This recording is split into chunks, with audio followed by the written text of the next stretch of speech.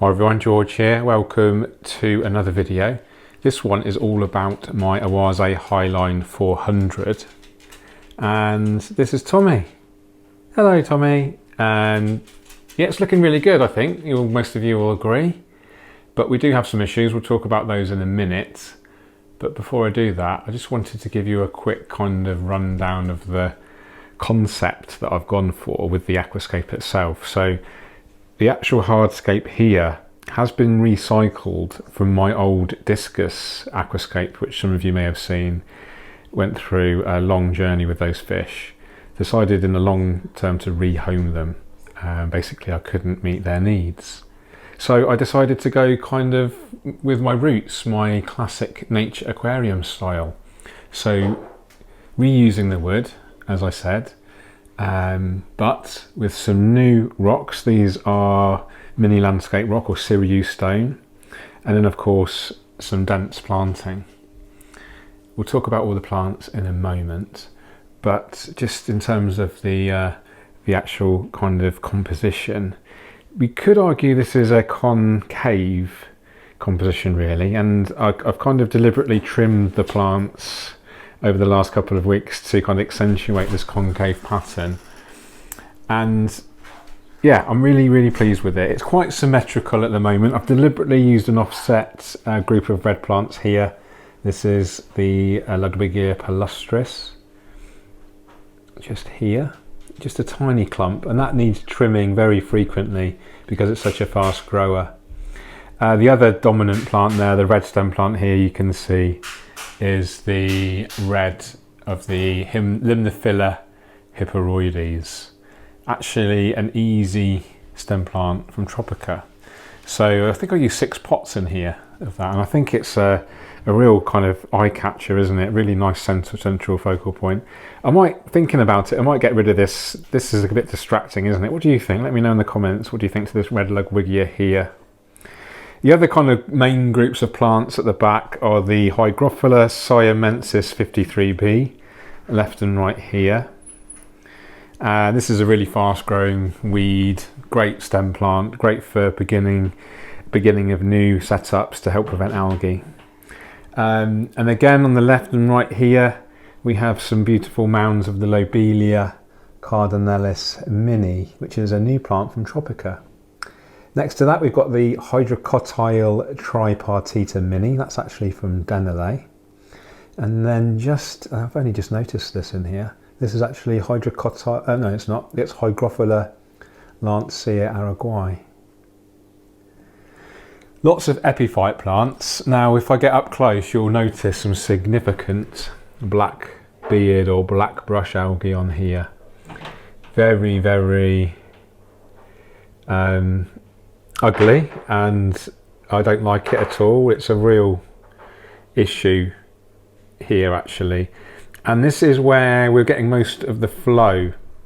And it's interesting, I did put a post on Instagram recently about my challenges with BBA or blackbeard algae, and a lot of the observations from the community on Instagram were suggesting that the BBA was more apparent in areas of high flow and high CO2, which does correlate with what I'm experiencing here.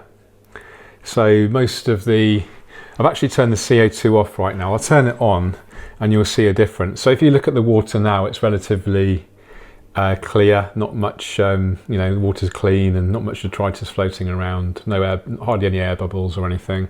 If I put the CO2 on now, which I do just by plugging it in here, the solenoid, and that's on, and now you'll see in a moment the CO2 bubbles will come out of the nozzle just here. This is connected to the biomass to 850, and then I'll give it a few minutes, and I'll come back to that in a moment, but you'll see the CO2 get pumped out of there soon. But yes, as you can see, the blackbeard algae BBA is really quite ugly in here. So quite a few suggestions of using some glutathaldehyde spot dosing techniques, or hydrogen peroxide, which is another way we can kind of use chemicals to nuke, if you like, or weaken the BBA enough to kill it. Other people are suggesting the use of Siamese algae eaters maybe. So you can see the CO2 microbubbles getting pumped out of there at a significant rate, and all of the bubbles kind of come around the front of the aquascape here, and that is where most of the BBA is occurring. So in my mind, it just appears that the algae is very capable of using that extra CO2, and that's why it's growing in the CO2 rich area. That just sort of makes sense to me. So I guess what I could do is move the CO2 nozzle to the background, and most of the plants at the back, ideally these stem plants for instance, will use the CO2 maybe before the BBA can. So that's one thing we could do. And then we could try potentially the chemical attacks, which I'm not such a fan of, and then maybe the Siamese algae eaters. But I think whatever we do, we should change one thing at a time and observe, test and adjust, and then change one other thing at a time. One of the lessons I learnt with the discus tank was that I changed too many parameters in one go, so I could never really understand if there was any one particular issue, or was it a combination of issues. So yes, the long-term plan is to eventually eliminate, or at least get to a point where that BBA isn't so ugly. I mean, the plant growth is healthy. I mean, the aquascape on the whole, I think looks very nice. It's just let down a little bit by the BBA. Display fish wise, still at the moment we just have the 6 lemon tetras. So very happy to hear other suggestions you may have for other display fish. I'll probably keep the lemon tetras. I do think they look quite nice in there, but maybe we get more of a community vibe of tetras in there. Maybe some cardinal tetras, maybe some rummy nose, maybe even some corymbosa. They'd look quite cute scooting around the front of the aquascape there, wouldn't they? BBA, we talked about most of the plant species. We do have some crypts and some belixa as well, just in the back, and a similar kind of pattern on the right hand side. The foreground isn't complete yet. We've only got a tiny thin layer here of the sand, and we've actually got some exposed glass you can see there.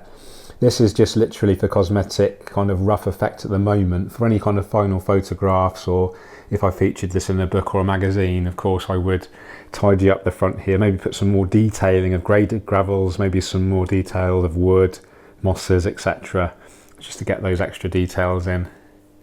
But yeah, I'm very happy with the aquascape.